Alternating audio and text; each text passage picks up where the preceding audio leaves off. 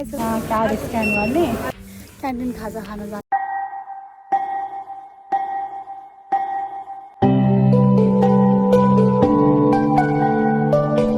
Hello guys welcome back to my YouTube channel. So आज चाहिँ हाम्रो दुईवटा क्लास छ होइन, एउटा चाहिँ 9 to 12, अर्को चाहिँ 1 to 4 होइन। अनि 3 घन्टा क्लास हुन्छ, अनि भोक लाग्छ अति धेरै, अनि त्यही भएर क्यान्टिन खाजा खान जान आँटेको। अनि मसँग श्रेयान चाहिँ, अनि त्यस पछाडि एकछिन ल गाडी जाओस्।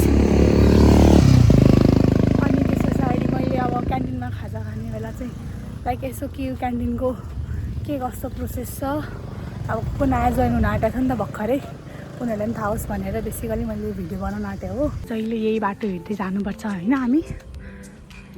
क्वाइट गुड, आज पानी पर्ला जस्तो मौसम नै छ। View is great by the way. So यस्तो छ होइन बाटो, अनि यो बनाइरहेछन् आजभोलि।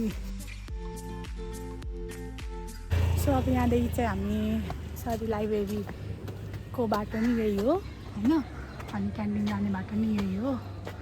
क्यान्टिनमा अलरेडी भिड भइसकेको छ, तर हामी जाँदैछौँ। त्यो चाहिँ लाइब्रेरी, यहाँ चाहिँ canteen. Let's go guys. So this is how, so basically this is how our canteen looks like. So canteen मात्र भयो, केही क्याफे केही मेस नि छ होइन।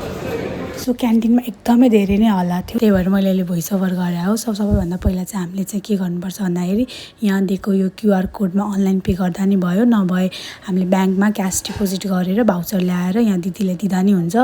अनि we will be getting a KU card, अनि त्यो कार्ड चाहिँ हामीले यहाँ दिदीलाई दिनुपर्छ। अनि दिदीले चाहिँ त्यो कार्ड स्क्यान गर्नुहुन्छ त्यहाँ, अनि स्क्यान गरिसके पछाडि चाहिँ त्यो कार्डमा चाहिँ हामीले जति अमाउन्ट हामीले डिपोजिट गरे हुन्छौँ अरू अनलाइन पे गरे हुन्छौँ त्यति नै अमाउन्ट चाहिँ दिदीले हाम्रो कार्डमा राखिदिनुहुन्छ होइन। अनि त्यस पछाडि हामीले यही कार्ड हामीले केयु क्याफे, केयु मेस र केयु क्यान्टिन हामीले 3 ठाउँमै युज गर्न पाउँछौँ। सो यस्तो गरेर चाहिँ हाम्रो कार्डमा पेमेन्ट भयो होइन। अनि अब चाहिँ यसको सो आजको मेन्युमा चाहिँ होइन। अनि यहाँ चाहिँ अब के गर्नुपर्छ भन्दाखेरि यहाँ कार्ड स्क्यान गर्ने, अनि आफ्नो पिन क्लिक गर्ने हो। Okay done. अनि नेक्स्ट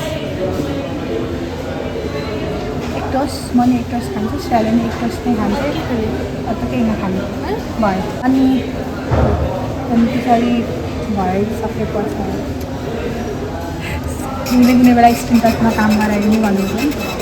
नर्मल चाहिँ यहाँदेखि स्लिप आउँछ, अनि त्यस पछाडि चाहिँ हामीले त्यो स्लिप लिएर चाहिँ लाइन बस्नुपर्ने हुन्छ। तर हामीले अहिले गर्ने बेला चाहिँ अड्क्या रहेछ, अनि हामीले दिदीलाई बोलायो। अनि अब चाहिँ दिदीले चाहिँ पेपरमा हामीले के आइटम चुज गरेको थियौँ त्यो कम्प्युटरमा मेरो कार्ड स्क्यान गरेर अनि लेखिदिनुहुन्छ। त्यो चाहिँ हामीले यहाँ लाइन बस्नुपर्छ होइन। तर त्यहाँ चाहिँ एकजना मेरो चिनेको भाइ, जस हाम्रो डिपार्टको भाइ छ अभिनव भाइ भन्ने, अनि मैले त्यो भाइलाई सिप थिएँ किनभने ट्रान्सलेट ढिलो भइसक्यो अलरेडी। अनि त्यस पछाडि अरू के यहाँ म कार्ड स्क्यान गरेर एकपल्ट देखाइदिन्छु। सो केयु क्यान्टिनमा चाहिँ ब्रेकफास्ट, लन्च, स्न्याक्स अनि कोल्ड ड्रिङ्क्सहरूको अप्सन हुन्छ।